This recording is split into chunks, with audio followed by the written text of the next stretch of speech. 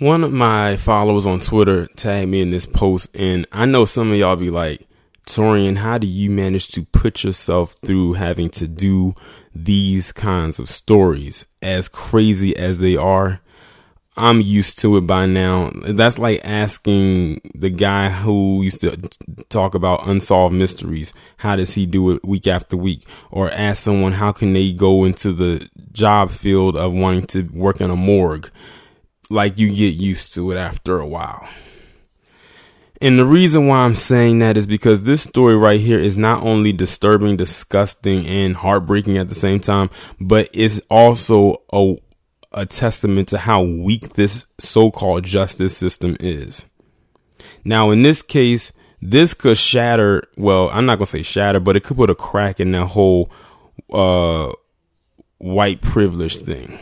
And you're about to see what I mean. Now, I was never aware of this story right here at all.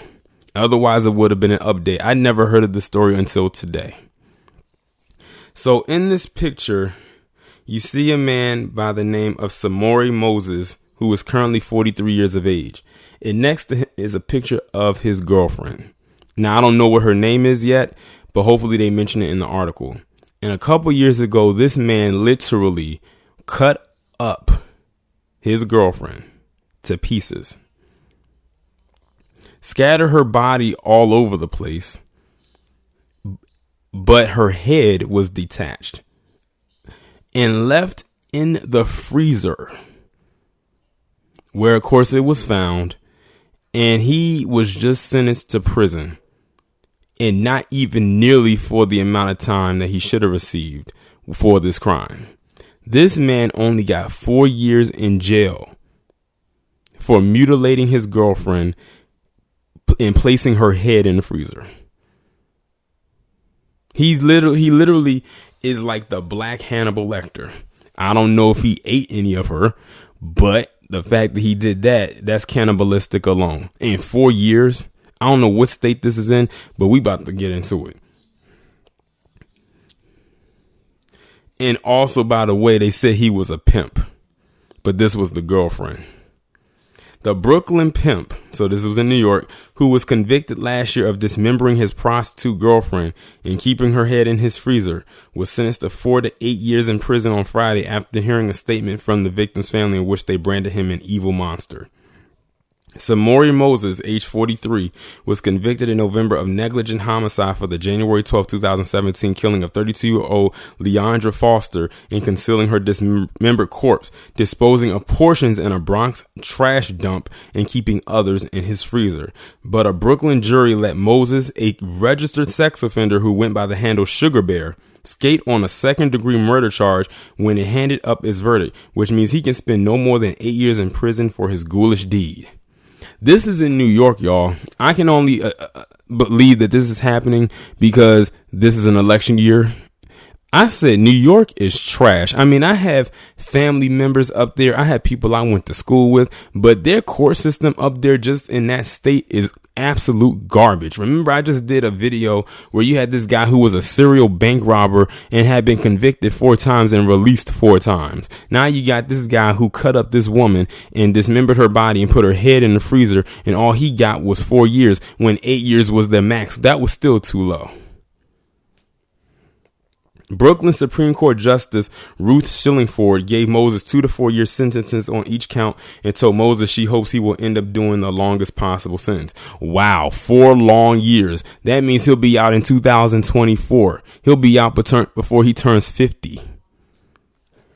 It is the court's hope and intention that you serve the full 8 years and no less. Wow, a whole 8 years. So that means he'll be out in 2028 and he'll be out, and then he'll be out when he's a little over 50.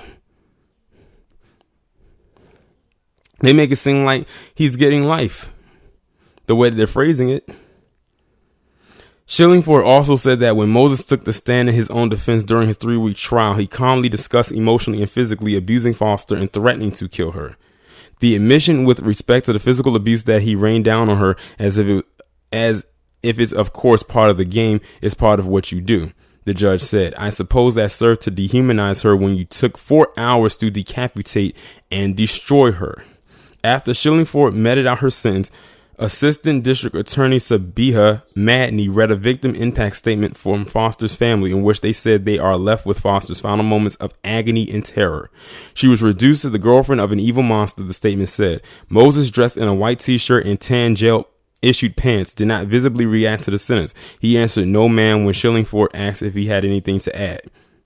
Julie Clark, Moses' lawyer, argued throughout the trial that Foster was using meth in the hours before her death and that she was assaulted by a John who solicited her services in a Flatbush apartment where Moses and Foster lived together. Let's just say hypothetically that did happen. That still doesn't explain the fact that this guy right here, this person right here, actually cut her up into pieces and put her head in a freezer. I swear the arguments that be coming from some of them lawyers that defend people like this be making me shake my head, shake my imaginary locks. Medical examiners determined that Foster died of blunt force trauma. So that pretty much knocks out whatever that lawyer was trying to propose. I wonder how, I wish I could be a fly on the wall to see, or hear, I should say, what these attorneys be saying in defense of their criminal ass clients. After the alleged attack, Moses' lawyer argued Foster fell in the shower multiple times. During the trial, Clark denied that Moses killed Foster, but did not dispute that her client chopped up Foster and got rid of her torso by handing it off to an old acquaintance who worked as a commercial trash hauler. Okay. Clark said that Moses, a sex trafficker with a criminal record who kept cocaine and a gun in his apartment, wanted to avoid the police getting involved. This person makes a very bad argument. There's no way that you could have actually defended this. I would have just been like, if I had to be on this case, I would have liked the defense rest. That's what I would have said. We admitted that right from our opening statements, and we never deviated from that, Clark said at the sentencing. Like I said, this is a very wild story right here. And as you can see, in this case, in this instance, it is not a palm-colored individual. So we can't even put this one on them. That's why I said it puts a crack into the, it puts a little dent in the system, because this isn't something you hear coming from someone that looks like this every single day. But don't get it twisted. When this does happen, you can best believe if mainstream media wanted to, they're going to go digging to see if they can find any more stories that are closely related to ones like this. But y'all let me know what y'all think about this down in the comments. Like, share, subscribe. Make sure to follow me on Twitter if you have not done so already, and have your notifications turned on. I will talk to you in the next one.